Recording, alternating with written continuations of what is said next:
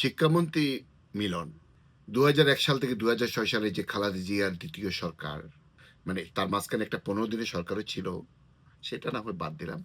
সেই সরকারের শিক্ষা প্রতিমন্ত্রী ছিলেন আহসানুল হক মিলন। তখন তিনি হেলিকপ্টারে করে নকল ধরে সারা বাংলাদেশ ব্যাপী ব্যাপক আলোড়ন সৃষ্টি করেছিলেন। কিন্তু আমরা তখনই ভুলে গিয়েছিলাম এই লোক আসলে শো অফ করতেই বেশি পছন্দ করেন তার কাজের বাইরে। যেমন এবার শিক্ষামন্ত্রী হয়ে কিসব উদ্ভট রকমের কথাবার্তা বলে যাচ্ছিলেন, যার কথাগুলি নিয়ে কোমলমতি ছাত্রছাত্রীরা পর্যন্ত ট্রল করতে ছাড়েনি।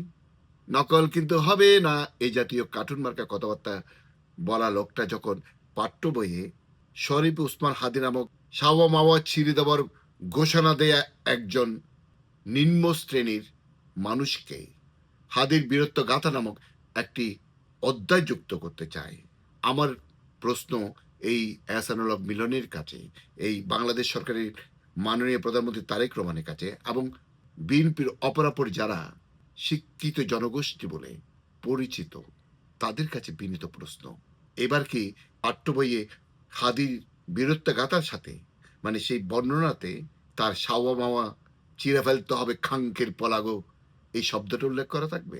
কারণ এটা ছিল তার সিগনেচার সেন্টেন্স।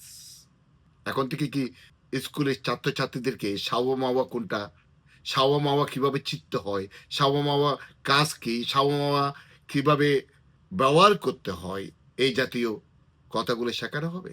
মানে দর্শক, বিএনপি সরকার দিন দিন তার নিম্ন রুচির যে পরিচয়টা দিচ্ছে, এটাই তার প্রমাণ।